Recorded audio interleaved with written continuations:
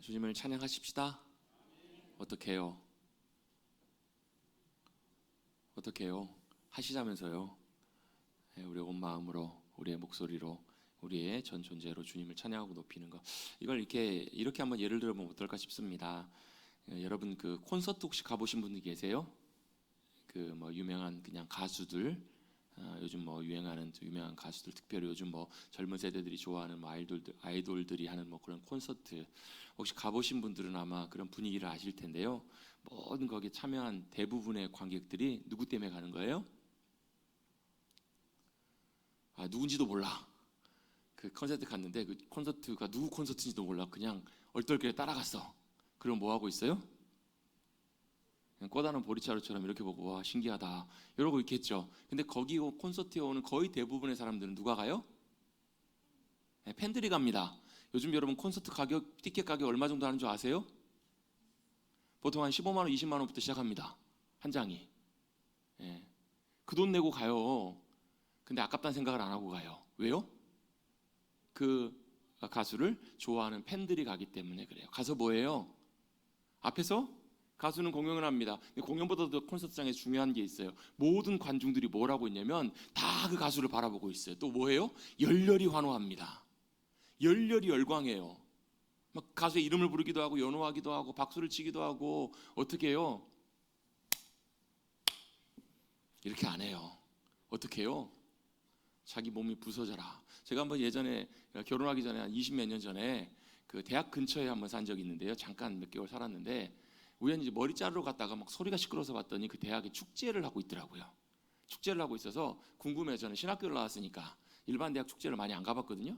축제를 한번 궁금해서 한번 가봤더니 앞에서 이제 축제 가수들이 초대 가수들이 나와가지고 이제 공연을 하고 있어요.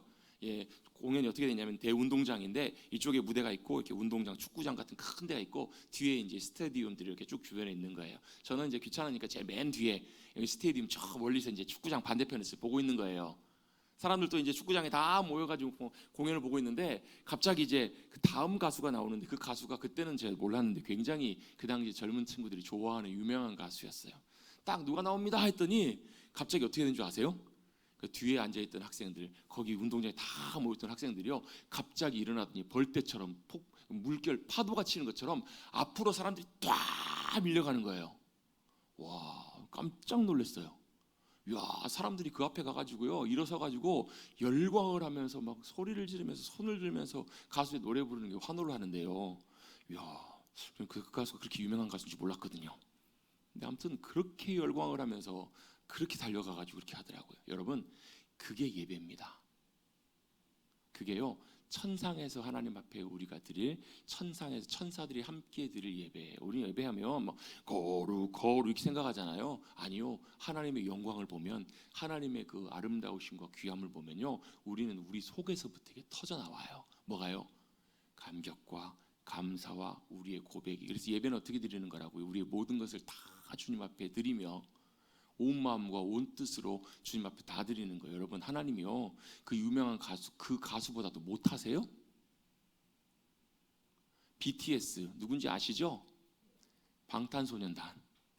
여러분, 그 방탄소년단이 세계 어디 가도, 요즘 엊그저께 멕시코 갔더니요, 멕시코 막 대통령이 나오고요, 막 수십만 명이 나와가지고 열광을 해요. 여러분, 하나님이 BTS보다 못하세요? 근데 여러분, 우리 예배 드리는 걸 보면 우리의 예배는 그래요. BTS보다 훨씬 못해요. BTS가 아니라 누구예요? 뭐 이름 모를 가수가 와서 노래 불러도 이렇게 안 하겠다 싶을 정도로 예배를 드린다고. 여러분, 예배는요, 하나님 앞에 반응하는 거예요. 여러분, 방금 우리 찬양했어요. 찬양대가 뭐라고요? 하나님 이름 찬양합니다, 높입니다. 주 예수 이름 높이어 찬양합니다. 여러분, 곡조와 그 찬양과 이 음악이 좋아요. 근데 여러분, 그 고백 안에, 그 찬양 안에 우리의 중심과 마음이 담겨야 돼요. 그게 찬양이고 그게 예배예요. 여러분, 하나님은 그런 예배를 받기를 원하세요. 그렇게 천군 천사들이 찬양하고 있고요, 우리도 그날에 주님 앞에서 그렇게 찬양할 그날이 올 거예요. 그럼 우리 그때 가서 하면 되겠네요? 아니요, 지금 서 있는 이 자리에서, 우리가 보내신 하나님 그 자리에서도 그렇게 주님을 찬양하고 높이며 경배할 수 있어요. 우리의 멋진 노래가 아니더라도, 우리의 곡조가 아니더라도 우리가 하나님 앞에서 그분을 높이고 그분을 기뻐하고 반응하는 그 고백이 저와 여러분의 귀한 예배와 주님이 받으시는 찬양의 고백이 될 줄로 믿습니다. 그런 예배로 나아가시는 우리 사랑하는 머릿돌교회 성도님들, 예배자들 되시기를 간절히 주님의 이름으로 축복합니다. 그러면 이 땅에서 뭘요? 하늘의 영광을 우리가 맛볼 수 있어요. 하나님이 함께 하심과 역사하심 우리가 경험하고 살 수 있다고요. 여러분, 그것이 우리의 믿음이고, 그것이 우리의 신앙생활이고, 그것이 우리의 예배이고, 그것이 여러분 하나님이 기뻐하시는 귀한 저와 여러분의 복된 삶인 줄로 믿고 그렇게 나아가시는 우리 사랑하는 성도님들 되시기를 다시 한번 주님의 이름으로 축복합니다. 여러분, 옆에 계신 분들과 이렇게 인사 한번 하겠습니다. 하나님을 예배합시다. 기쁨으로 예배합시다. 영광으로 예배합시다. 아멘. 그런 예배가 우리 머릿돌 교회를 통해서 드려질 수 있게 되기를, 그런 모든 예배자들 되시기를 다시 한번 주님의 이름으로 축복합니다. 축복합니다. 한 주 잘 지내셨습니까? 오늘은 제가 대표로 인사합니다. 한 주 평안하게 잘 지내셨는지 모르겠습니다. 여러분, 오늘이 무슨 날인 줄 아세요? 5월의 마지막 날입니다. 내일 해야 될 일이 하나 있습니다. 내일 뭐 하셔야 돼요? 벽걸이 달력을 뜯어야 합니다. 제가 왜 이 말씀을 드리냐면요, 제가 되게 게을러요. 그래서 어느 달에 보면, 여러분 보통 이제 내일이 6월 1일이니까 달이 바뀌면 이제 달력을 뜯잖아요.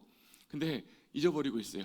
그러다 언제쯤 뜯냐면 한 8일이나 10일쯤 돼서 여전히 달이 그 전달 달이에요. 그럼 그제서야 뜯어요. 그러면 여러분 무슨 일이 일어난 줄 아세요? 그렇게 달력을 뜯고 얼마 안 돼서 다음 달이 넘어가요.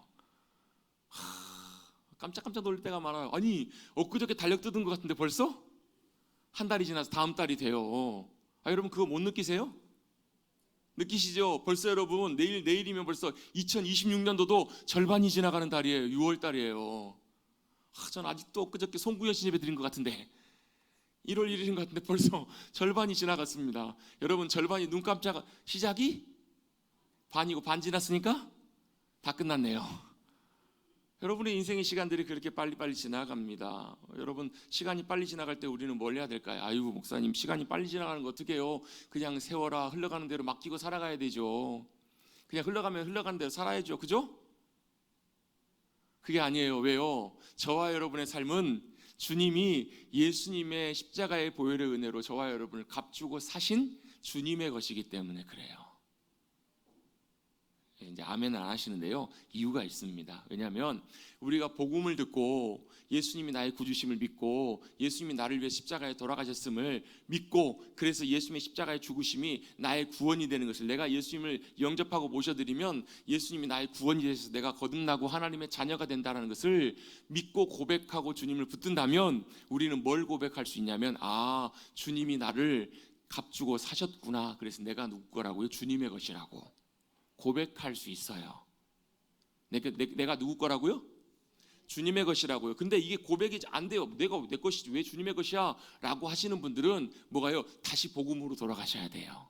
복음 앞에 서서, 예수 그리스도의 십자가 앞에 서서 예수님이 나를 위해서 행하신 일들이 무엇이고 복음이 무엇인지를 우리가 다시 한번 성령님을 통해서 깨닫게 해달라고, 그걸 온전히 알고 깨닫고 그리고 믿음의 자리에 다시 나가야 우리는 뭘 고백할 수 있냐면, 예수님이 나의 구주가 되십니다. 그래서 예수님이 나의 주님이시기에 내 삶도 주님의 것입니다 라고 고백할 수 있게 돼요. 그 고백을 할 수 없다면 뭘 확인해 보셔야 되냐면 우리의 구원의 문제를 확인하셔야 돼요. 여러분, 여기에 보면 많은 분들이 앉아 계세요. 제가 우리 머릿돌교 성도님들, 100여 분 성도님들 보면서도 그런 생각을 많이 해요. 이 가운데 앉아서 예배 드리시는 분들, 교회를 10년, 20년, 30년 다니시는 분 중에서도 정말로 복음의 놀라운 은혜 가운데 성령님의 역사하심으로 거듭난 하나님의 사람들이 되셨는가? 구원받은 하나님의 자녀들이 되셨는가? 머리로는 그게 돼요. 이해가 돼. 예수 믿으면 구원받아. 그런데 여러분, 그것이 믿음 가운데 실제로 역사하여서 내가 거듭난 하나님의 백성이 된 것을 어떻게 하는가? 여러 가지 확인할 수 있는 중요한 것들이 있지만 그 중요한 것 중에 하나가 바로 뭐냐면, 내 삶이 내 것인가 아니면 주님의 것인가, 그걸 고백할 수 있느냐 없느냐로 그걸 구분해 볼 수 있어요. 내가 거듭난 하나님의 자녀가 되었다면 내 것이 내 인생의 것이 내 것이 아니라 주님의 것이라고 고백할 수 있어요. 왜? 주님이 값주고 사셨으니까. 아멘. 여러분, 내 삶이 주님의 것이라면 이야기가 조금 달라져요. 내 것이라면 내 마음대로 살아도 되는데요, 주님의 것이라면 어떻게 해요? 빨리 지나가는 세월의 시간 흐름 속에서 우리는 뭘 기억하고 어떻게 살아야 되는가? 내가 원하는 대로 마음대로 그냥 대충 사는 것이 아니라 세월을 아끼라고, 때가 가다고. 그럼 어떻게 세월을 아낄 것인가? 어떻게 아껴야 돼요? 세월 아끼는 중요한 방법이 있어요. 뭘요? 우리가 해야 될 것들, 중요한 것들, 꼭 해야 될 것들, 필요한 것들, 그런 것들을 해야 돼요. 그게 뭔데요? 그게 뭐예요? 여러분, 세월을 아끼고 사십시다. 예? 세월 아끼고 사세요? 아니, 그랬잖아요. 여러분, 내 인생이면 내 마음대로 대충 살아도 되지만 내 것이 아니고 주님의 것이면 우리 마음대로 대충 그냥 흘러가는 대로 맡기고 사는 것이 아니라 소중히 여겨야 되는, 주님의 것이니까 주님이 원하시는 대로 내 삶이 들어져야 되잖아요. 그렇죠? 그럼 세월을 아끼라고 하셨으니까 세월을 아껴야 되잖아요. 그죠? 어떻게 아끼실래요? 중요한 것을 해야죠. 중요한 게 뭔데요? 주님이 원하시고 기뻐하시는 일, 또 주님이 보시기에 좋은 것, 기뻐하시는 것, 그것을 우리가 잘 선택할 수 있어야 된다는 거예요. 여러분, 우리 인생에서 중요한 것이 있습니다. 시간이 지나면 지날수록 우리 인생을 살아가면 살아갈수록 더 중요한 것이 있는데, 그게 바로 뭐냐면, 같이 한번 해보시겠습니다. 선택이 굉장히 중요합니다. 내일 모레 이제 수요일 날도 지방선거가 치러집니다. 벌써 이제 금요일 토요일 사전선거 하신 분들 계실 거예요. 여러분, 뭐 하는 거예요? 선거가 뭐 하는 거죠? 여러분, 나라와 국민을 위해서 일할 일꾼을 선택하는 거잖아요. 뽑는 거잖아요. 그죠? 네, 선택하는 게 선거예요. 그럼 여러분, 어떻게 선택해야 돼요? 누굴 선택해야 되나요? 제가 이제 주보에 농담처럼 글 썼는데요. 밖에 지금 막 다 난리예요. 차 지나가면 반갑게 막 인사하고. 지금만 그렇게 하지 말고 나중에 당선된 다음에도 국민을 위해서, 많은 시민들을 위해서 그렇게 좀 했으면 좋겠다. 속으로 그런 마음이 들더라고요. 누굴 선택해야 되나요? 참 쉽지 않은 문제예요. 그죠? 근데 여러분, 우리 인생에는 여러분, 선거 말고도 선택해야 될 중요한 것들이 참 많이 있다고요. 여러분, 그 선택이 우리의 인생을 결정하기도 하고요. 그 선택을 어떻게 하느냐에 따라서 우리의 삶의 길과 방향들이 완전히 달려지기도 합니다. 여러분, 오늘 본문에 말하고 있는 모세는 우리에게 이걸 요구를 합니다. 선택하라는 거예요. 뭘 선택하라고요? 오늘 본문 말씀 한번 보시겠습니다. 15절입니다. 오늘 저기 선교사님 오셔서 선교복을 하셔야 되기 때문에 제가 설교를 오늘 빨리 끝내야 됩니다. 자, 빨리빨리 따라가십시다. 15절에 보시면, 보라, 내가 오늘 생명과 복과 사망과 화를 내 앞에 두었다라는 거예요. 여기서 나는 모세예요. 모세가 하나님을 대신해서 하나님의 말씀을 대신 대언하면서 전하면서 이렇게 설명하고 있는 거예요. 뭐라고요? 지금 앞에다가 뭘 뒀다고요? 생명과 복과 사망과 화를, 사망과 저주를 지금 앞에 두었다라는 거예요. 그러면서 뭐 하라고요? 20절, 19절, 20절 말씀해 보면 19절에도 똑같은 표현이 나와요. 내가 생명과 사망과 복과 저주를 내 앞에 두었다고요. 그 앞에 보면 무슨 내용이 나오냐면, 하늘과 땅을 불러서 너에게 증거를 삼노라. 이게 무슨 말이에요? 여러분, 옛날에 어렸을 때 막 친구들하고 이렇게 지내다가 그런 얘기 하잖아요. 내가 진짜 맹세, 뭘로요? 하늘을 걸고 맹세, 그런 말 하죠. 그죠? 해보셨죠? 내가 하늘을 걸고 맹세한다고, 반드시 맞다고. 맞아요? 틀려요? 아주 의심이 돼요. 맞는 경우도 있지만 아닌 경우도 있어요. 과장해서 또 그게 분명하다는 사실을 강조하기 위해서. 지금 모세도요, 하늘과 땅을 불러서 지금 내가 하는 말, 너와 지금 내가 하는 말, 너희들과 내가 이스라엘 백성들과 하는 말이 뭐예요? 지금 증거로 삼아 놓겠다는 거예요. 그러니까 이렇게 표현을 한 거예요. 분명하다고 하면서, 내가 생명과 사망과 복과 저주를, 다시 바꿔보면 생명과 복과 사망과 저주를 너희 앞에 두었다라는 거예요. 그러면 19절에 보시면, 너와 내 자손이 이스라엘 백성들이에요. 또 우리들에게도 동일하게 하시는 말씀이에요. 뭐 하라고요? 살기 위하여 뭘 선택하라고요? 생명을 택하라는 거예요. 뭘 선택하라고요? 생명을 택하라는 거예요. 생명을 택한다는 말은 생명과 복을 선택한다는 말이에요. 근데 여러분, 제가 몇 주를 통해서 계속 나누고 있는 것처럼 성경에 나와 있는 생명은 하나님이 생명이세요. 그래서 그 뒤에도 보시면 15절, 16절도 마찬가지고 20절도 동일한 말씀이 나와요. 생명과 복, 사망과 화를 내 앞에 두었는데, 생명을 선택하는 것이 무엇인지 16절과 20절에 동일하게 나옵니다. 먼저 잠깐 16절을 먼저 한번 보십니다. 곧 내가 오늘 내게 명령하여, 지금 너희에게 말하고 있는 내 하나님 여호와를 사랑하고 또 그 모든 길로 행하며 그의 명령과 규례와 법도를 지키라. 이 세 가지를 지금 모세가 강조하고 있어요. 이게 뭐라고? 이게 생명과 복을 선택하는 거라고요. 자, 생명과 복을 선택하래요. 하세요. 여러분, 이 신명기는요, 모세의 설교입니다. 사실 저는 어렸을 때 신명기를 굉장히 지루하고 읽기 싫어했어요. 재미가 하나도 없어요. 창세기나 이런 데 보면 이야기도 많이 나오고 다른 성경에 보면 재밌는 말씀들도 되고 뭐 마음에 와닿는 말씀들도 있는데 이 신명기는 참 지루하고 뭔 말이야. 또 특별히 보면 앞에 레위기도 지루한데 레위기, 민수기, 출애굽기에 나와 있는 재미없는 율법과 같은 말씀만 다 모아가지고 다시 반복하고 있어요. 왜 그런지 아세요? 신명기가 바로 뭐냐면 모세가 이스라엘 백성들을 이끌고 어디로 가고 있어요 지금? 가나안 땅에 가고 있어요. 애굽에서 이스라엘 백성들 데리고 와가지고 광야를 지나서 가나안 땅에 가고 있어요. 근데 모세는 가나안 땅에 들어가요? 못 들어가요? 못 들어가요. 반석에서 물을 내라고 할 때 하나님 앞에 불순종해서 자기 혈기대로 하나님의 거룩함을 나타내지 않았기 때문에 결국 그는 가나안 땅에 못 들어갑니다. 자기는 못 들어가는데 누구는 들어가요? 여호수아와 그 후손들은, 이스라엘 백성들은 가나안 땅에 이제 들어가게 된 거예요. 그 가나안 땅에 들어가기 직전에 요단강 건너가기 전에 그 앞에 평지가 있는데 그 평지가 모압 평지라는 데예요. 거기에 이스라엘 백성들을 다 모아요. 한 200만 명 정도 되는 이스라엘 백성들 다 모아요. 자기는 이제 못 돌아가요. 이제 인생에 마무리해야 될 그때 마치 유언처럼 마지막에 이스라엘 백성들에게 한 설교가 신명기 말씀이에요. 이해가 되시죠? 이 설교에는 뭐가 담겨 있냐면 모세의 애잔한 마음이 담겨 있어요. 어떻게 해요? 안타깝고 또 이스라엘 백성들을 사랑하는 그 마음이 담겨 있는 유언과 같은 말씀이 신명기 말씀이에요. 그래서 신명기 내용을 알고 보면 그 모세의 마음을 좀 느낄 수 있어요. 모세가 얼마나 이스라엘 백성들에게 간절하게 간곡하게 부탁하고 있는지. 뭐 하라고요? 앞에 서두에는 1장부터 4장까지는요 지금 하나님이 이스라엘 백성들을 우리를 어떻게 인도하셨는지를 간단하게 요약해요. 그리고 5장부터는 10계명부터 해서 하나님께서 이스라엘 백성들에게 말씀하신 말씀들, 명령들이 쭉 나와 27장까지. 28장에는 뭐가 나오냐면 그래서 그 말씀을 순종하고 너희가 그 말씀을 따르고 하나님 편에서 따라오면 우리가 잘 알고 있는 말씀이에요. 너희가 들어가도 복을 받고 나가도 복을 받고 너희 떡방주리가 복을 받고 너희가 짓지 않는 성을 얻게 될 것이고. 여러분 그 말씀 기억나시죠? 기억나시죠? 좋아하시죠? 여러분 그 얼마나 좋아요. 들어가도 복을 받고 나가도 복을 받고. 얼마나 좋아요. 이 복과 은혜를 누리게 하시겠다라는 거예요. 어떻게? 주님 안에 거하면, 주님과 함께 말씀으로 동행하면. 근데 불순종하면 어떻다고요? 하늘을 닫아버리신대요. 비가 안 내려요.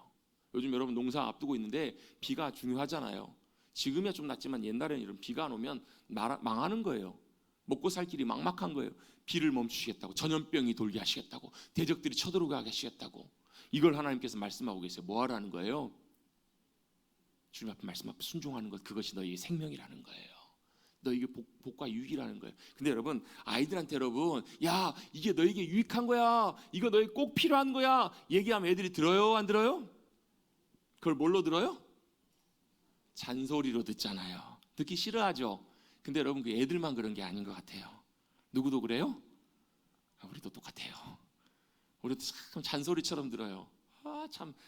그래서 신명기가 그래서 싫은 것 같아요. 근데 그 신명기 안에 모세가 하고 싶었던 말이 있는 거예요. 그렇게 그 얘기를 하고 나서 한 말씀이 30장이에요.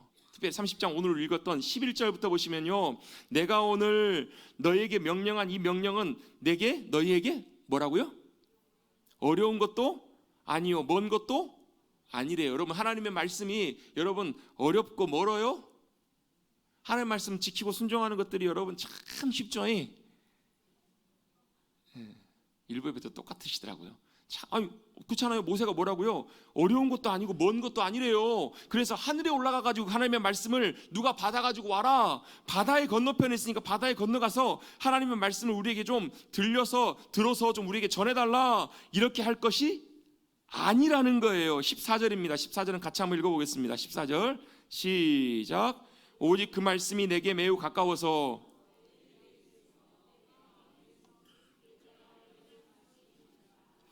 하나님의 말씀이 어떻다고요? 어디 있다고요? 내게 매우 가까이 있어서. 어디 있어요? 내 입에 있고 내 마음에 있은즉 내가 이를 행하고 순종할 수 있으리라. 누가요? 모세가 얘기하고 있는 거예요. 자, 끝. 됐죠? 일부 예배 때도 웃으시더라고요. 하나님 말씀이 너무 가깝고 쉬워서 말씀에 순종하고 행하는 것들이 참 쉽다고 모세가 얘기하잖아요. 근데 다들 안 믿어요. 왜요? 하나님 말씀 순종하고 지키는 것이 다 어렵다고 생각한다고요.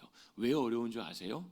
여러분 하나님의 말씀이 왜 가깝고 입에 있고, 입에 있다는 말은 늘 읽는다는 말이에요. 여러분 하나님의 말씀을 늘 읽으시는 거 어려우세요? 쉬우세요?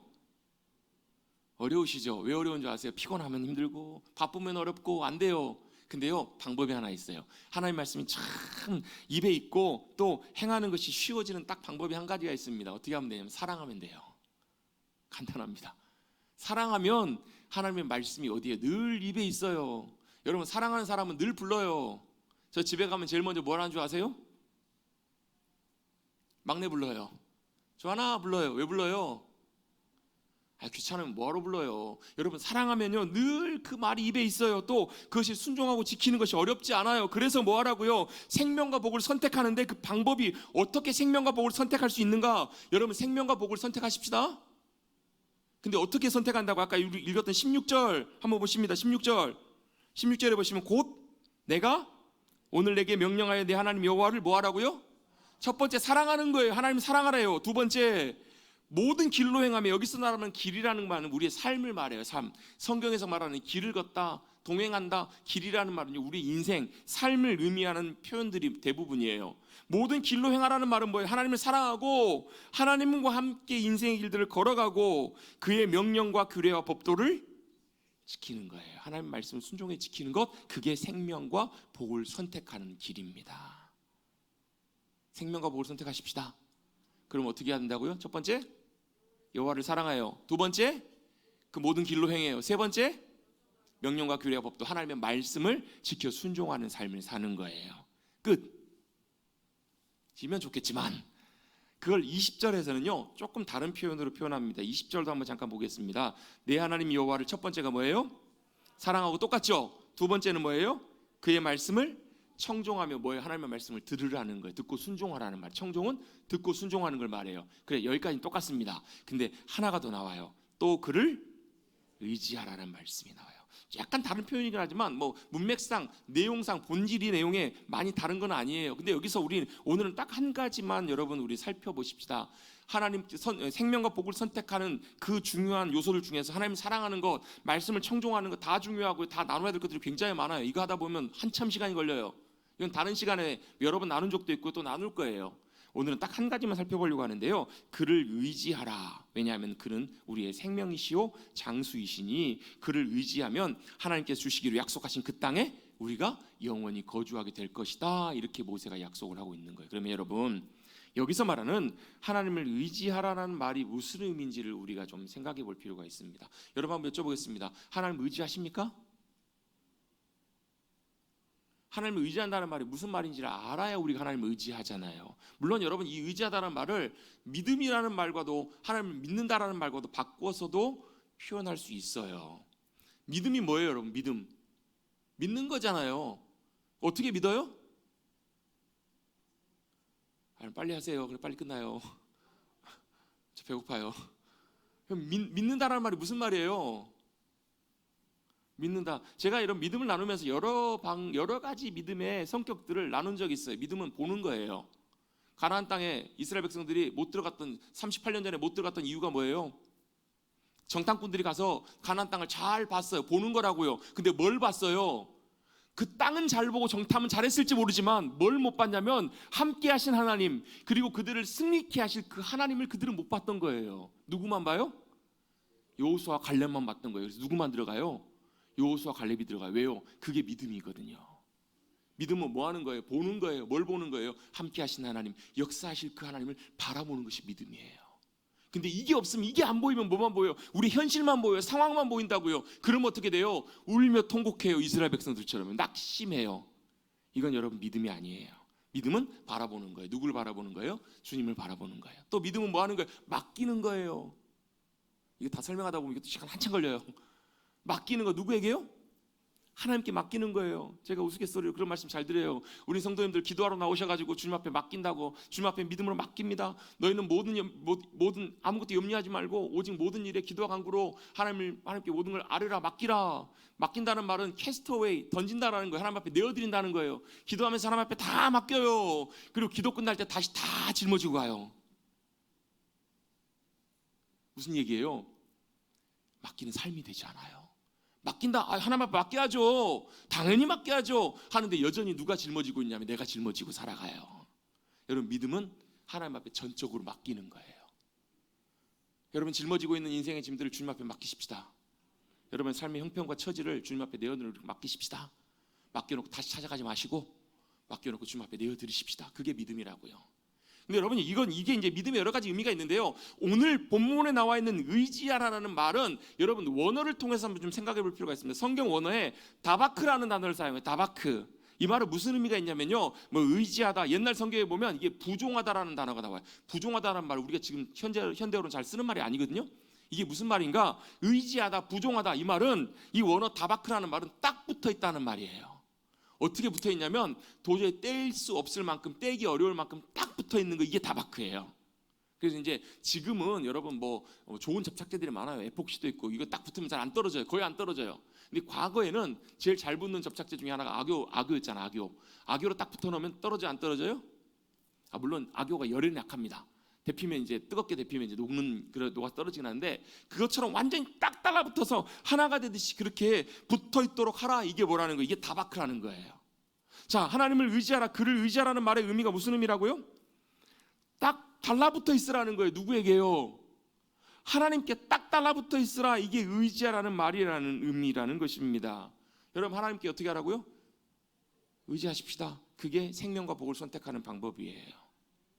여러분 의지하는 말이 무슨 말이라고 딱 달라붙어 있으라고요. 여러분 하나님께 달라붙어 있으십시다. 근데 어떻게 달라붙어 있으실래요? 그게 문제예요. 어떻게 하나님 앞에 딱 달라붙어 있을 수 있을까? 여러분 어떻게 하나님 앞에 딱 달라붙을 수 있을까요? 그것도 여러 가지 것들이 있습니다. 그런데 그 중에서 오늘은 딱 한 가지만 나누겠습니다. 하나님께 딱 달라붙어 있는 삶, 하나님과 늘 하나 되는 삶, 거기서 가장 중요한 것 중에 하나가 바로 예배인데요. 여러분 예배하면 여러분들 아마 이거 생각나실 거예요. 오늘 우리 함께 모여서 드린 예배 이거 생각나시죠? 그죠? 우리가 예배를 보통 생각하면 우리가 뭐 11시에 드리는 예배 이걸 생각하실 거예요. 또 뭐가 있어요? 가정에서 드리는 가정 예배. 그렇죠? 그렇죠? 또 뭐 회사가 처음에 회사 시작할 때 개업할 때 뭐래요? 개업 감사 예배. 문 닫을 때 폐업 감사 예배. 예, 어떤 교회는요 구리에 가보면 폐업할 때만 예배를 드리는 교회가 있어요. 가서 뭐 해줘요? 감사 예배를 드려요. 아니 망해갖고 문 닫는데 무슨 감사 예배를 드려요? 근데 오히려 우리가 문 닫고 안 될 때 하나님 앞에 감사 예배를 드리면서 성도님들에게 그 상황에서도 감사할 수 있도록 그걸 격려해요. 그럼 어떤 일이 벌어지냐면 그 다음에 더 놀라운 일들이 일어나요. 폐업해서 문 닫는데 그 다음에 믿음으로 감사함으로 하나님이 그 길들을 더 귀하게 복되게 열어가시는 경험들을 성도님들이 참 많이 해요. 우리 교회도 앞으로 이제 개업 예배 드리지 말고 폐업 예배만 드립시다. 그게 뭐예요? 하나님 앞에 드린 예배, 우리 예배 그 예배 모습들이잖아요. 근데 이거는 예배의 형태, 모습이라고 형식이라고요. 예배는 우리가 이렇게 모여서 드린 예배 이거는 예배의 형식이지 진짜 예배 안에 들어가 있는 예배 요소 본질은 따로 있어요. 그 중에 하나가 뭐예요? 아까 제가 서두에 설명드렸던 그런 부분이에요. 하나님을 높이고 경배하는 것, 기뻐하는 것, 우리의 모든 것을 주님 앞에 나가는 것, 경배하고 찬양하는 것, 이게 예배 정말 중요한 요소예요. 하나님만 믿음으로 사모하고 바라보는 것, 이런 요소들이 있는데 오늘은 진짜 딱 한 가지만 계속 강조합니다. 하나님 생명과 복을 선택한 딱 한 가지 방법 중에서 그를 의지하라. 이게 하나님 앞에 딱 붙어 있으라는 방법인데요. 그게 여러 가지 중에서 한 가지만, 그게 예배라고요. 근데 예배의 의미 중에서 딱 한 가지만 오늘 살펴볼 거예요. 뭘 살펴볼 거냐면 우리가 하나님 앞에 예배한다. 예배할 때 우리가 딱 한 가지 중요한 것 중에 하나가 바로 뭐냐면 하나님 앞에 서는 거예요. 예배는 뭐 하는 것인가? 하나님 앞에 서는 것이 예배예요. 그 말은 다른 말로 바꿔보면 하나님 앞에 선다라는 말은 지금 내가 다른 것 보지 않고 하나님을 예배하는 그 자리에 서서 주님 앞에 서서 주님만 바라보겠다라는 거예요. 이게 붙어 있는 거예요.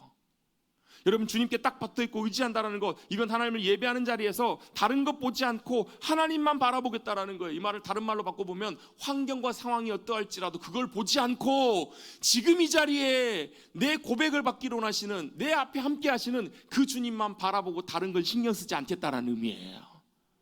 이게 예배의 중요한 자세 중에 하나입니다.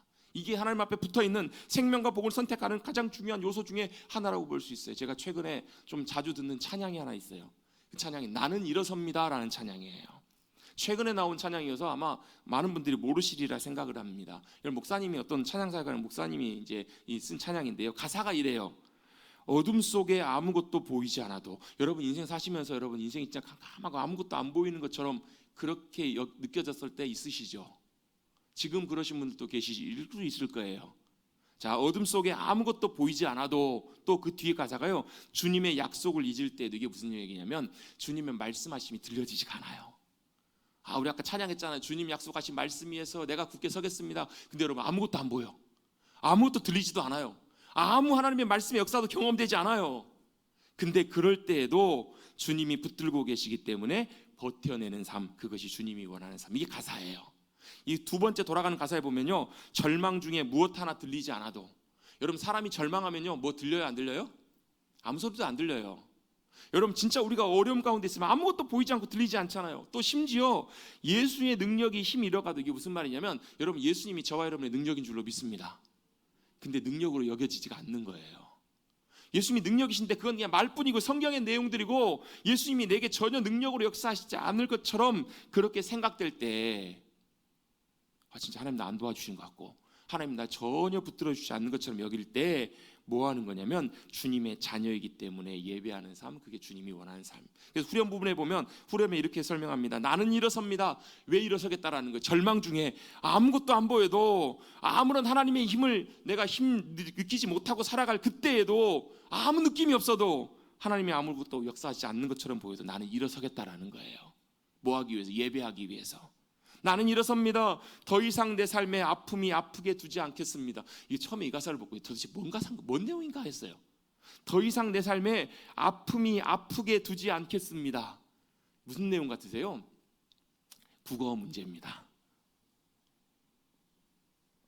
자, 이 찬양을 쓴 목사님이 일어서겠다라는 거예요. 예배하기 위해서. 뭘요? 내 삶에 아픔이 나를 아프게 두지 않겠다라는 말은 무슨 말이냐면, 이 목사님의 간증을 제가 예전에 들은 적이 있어요. 이 간증이 이 가사에 정확히 맞는 건지는 저는 모르겠어요. 이 간증이 있는데, 이 목사님이 젊은 목사님인데 운동을 하다가 십자인대가 끊어져가지고 십자인대가 끊어져서 무릎 수술을 한 적이 있어요. 병원에 입원을 했는데 무슨 영문인지 제가 그때 정확히 기억은 나지 않는데 뭐 이렇게 온전히 마취가 안 꼈는지 아무튼 혼자 있다가 우연히 침대로 내려가서 이동을 하다가 넘어진 거예요. 넘어졌는데 머리를 심하게 다쳐가지고 뇌출혈이 생긴 거예요. 근데 그거를 병원에서도 바로 발견을 못했어요. 조금 시간이 30분인가 1시간인가 지난 다음에 발견을 해가지고 이제 뇌를 다쳤으니까 의식이 없으니까 병원에 빨리 이송을 해야 되는데 주변에 뇌출혈 수술할 수 있는 병원이 마땅치가 않는 거예요. 서울인가 인천인가 그랬는데요. 여기저기 병원을 막 수소문하다가 몇 시간 만에 수술을 하게 됐냐면 이분이 8시간 만에 수술을 하게 됐어요. 여러분 뇌출혈할 때 뇌출혈이나 뇌경색 있을 때 제일 중요한 게 뭐예요? 시간이잖아요. 시간이 생명이잖아. 8시간이나 지체가 됐어요. 그러니까 당연히 물론 치료는 받고 뭐 생명에는 지장이 없었지만 굉장히 많은 이제 데미지가 온 거예요. 그래 나중에 그분이 수술하고 나중에 깨어났더니 몸의 여러 부분들이 많이 이제 어려움이 있는 거예요. 마비가 된 거예요. 특별히 그 중에서 제일 심각하게 온 부분이 미각과 후각이 없어진 거예요. 미각과 후각이 마비가 돼가지고 느껴지를 못하는. 여러분 살면서 제일 좋은 중요한 기쁨 중에 하나가 뭐죠? 먹는 거잖아요. 먹으면 어떻게 해요? 먹으면 왜 기쁨이에요? 그 맛을 맛보고 즐기고 냄새를 맡고, 이게 큰 기쁨이잖아요. 이게 사라져버린 거예요. 여러 가지 그 많은 불편함들이 있어요. 한참 젊을 때고 아이도 아직 어리고 그러는데 이런 큰 어려움을 만났어요. 참 많이 낙심이 되고 참 많이 마음이 어렵고 지쳐 있을 때 아마 어쩌면 제 생각에는 이 고백을 하지 않았을까 싶어요. 나는 일어서겠습니다.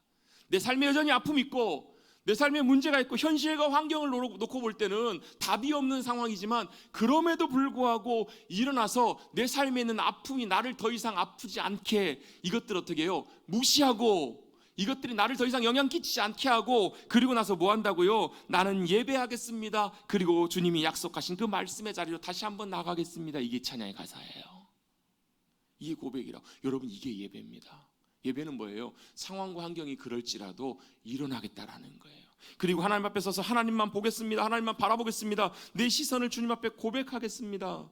여러분 오늘 시간이 다 갔기 때문에 나누지 않겠지만요, 시편 73편에 보면 시편 기자가 그렇게 고백해요. 하나님, 제가 신실하게 믿음으로 사는데요, 제 마음이 너무 낙심이 됩니다. 이 말 그 뒤에 보면 2절에 보면 자기가 이제 시험에 든 것처럼 그렇게 여겨지는 거예요. 자기가 시험에 들겠다는 거. 왜 시험에 들었냐면 악인들이 너무 잘 돼요. 세상에 악한 사람들이 형통하고 악한 사람들이 복을 받고 심지어 죽을 때까지 아프지도 않아. 힘이 넘쳐요. 힘이 나요. 하는 일들마다 다 잘 되고 부자가 되고 악하게 행동하는데 너무너무 잘. 나중에 한번 집에 가서 한번 읽어보세요. 시편 73편 보면 제가 지금 하는 얘기가 다 시편 73편에 나와 있는 고백이에요. 여러분 악인들이 잘 되면 여러분 어떠세요? 아유 잘 된다 박수 쳐주시죠? 아니 어떻게, 아니 하나님 살아계시면 어떻게 악한 사람이 저럴 수 있냐고. 오히려 악한 사람들 더 잘 돼요. 악한 사람들이 뭐라고 얘기를 해요? 아, 하나님이 어디 계시냐고. 하나님이 보시면 아이 나 상관없어. 봐, 나 잡아. 나 봐. 잘 되잖아. 건강하잖아. 부자 됐잖아. 이렇게 얘기한다라는 거예요. 누가요? 악인들이요. 그 얘기를 들으니까 이 사람이 어때? 시편 기자 속이 뒤집어져요.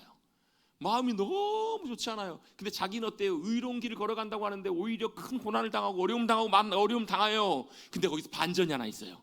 17절부터 보면 뒤에서요 그런 표현이 나와요. 시편 기자가 내가 성전에 올라갔더니, 그 말은 무슨 얘기예요? 하나님을 예배하러 주님 앞에 나갔더니, 여러분 꼭 교회 안 나오셔도 돼요. 여러분이 그 자리에서 하나님 앞에 섰더니 어떤 일이 벌어지냐면 하나님이 악인들을 위해서 행하실 일들, 그들을 반드시 하나님께서 공의대로 심판하실 것을 보게 해주신 거예요. 그리고 그 뒤에 나와 있는 고백들이 그거예요. 비록 내 모습이 이럴지라도 하나님이 내 우편에서 나와 함께하고 계시고, 내가 하늘을 봐도 주님밖에, 땅을 봐도 주님밖에 안 계십니다. 하나님이 내 영원한 분기시고 생명이 되십니다 라고 이렇게 시편 기자가 고백하고 있어요. 여러분, 우리가 하나님 앞에 서서 환경과 상황이 아니라 그것들을 보는 것이 아니라 내가 주님을 보기 시작할 때, 여러분, 우리는 새로운 눈으로 모든 것들을 보게 될 줄로 믿습니다. 그리고 그 주님이 나의 힘이 되시고 주님이 나의 능력이 되시고 복이 되심을 우리가 믿음 가운데 바라볼 수 있을 줄로 믿습니다. 여러분, 주님 앞에 주님을 의지하고 붙든다라는 것, 주님 앞에 붙어있다라는 말은 환경과 상황과 상관없이 하나님 앞에 서는 것을 말합니다. 주님만 보겠다는 것입니다. 그때 감사할 수 있습니다. 그리고 그때 주님이 주시는 놀라운 새 힘이 저와 여러분 가운데 풍성하게 부어질 줄로 믿습니다. 그렇게 서셔서 주님이 주시는 놀라운 생명과 복을 누리시고 감사함과 기쁨으로 이 땅에 승리하시는 주님의 기쁨으로 믿음으로 나아가시는 사랑하는 성도님들, 저와 여러분 우리 모두가 되시기를 간절히 주님의 이름으로 축복합니다. 축복합니다. 생명과 복을 선택하십시다. 그것을 위해서 주님 말씀 붙잡고 주님 믿음으로 의지함으로 주님 바라보는 승리하시는 귀한 믿음의 성도님들 되시기를 다시 한번 주님의 이름으로 축복합니다. 주님 감사합니다. 오늘 예배 자리 불러주시니 감사합니다. 그냥 왔다 그냥 가는 발걸음들 되지 말게 하시고, 우리의 예배가 형식이 되지 말게 하시고, 주님 앞에 믿음으로 서는 귀한 시간, 그래서 주님만 믿음으로 바라보고 내 상황과 현실과 환경이 어떠할지라도 그 자리가 주님을 예배하는 귀한 자리가 될 수 있도록 우리가 주님 앞에 서서 주님 바라보고 주님 의지하고 붙어있는, 주님께 꼭 붙어서 생명과 복을 누리는 우리 사랑하는 귀한 성도들 우리 모두가 되게 하여 주시옵소서. 감사드리며 예수님의 이름으로 기도드리옵나이다. 아멘.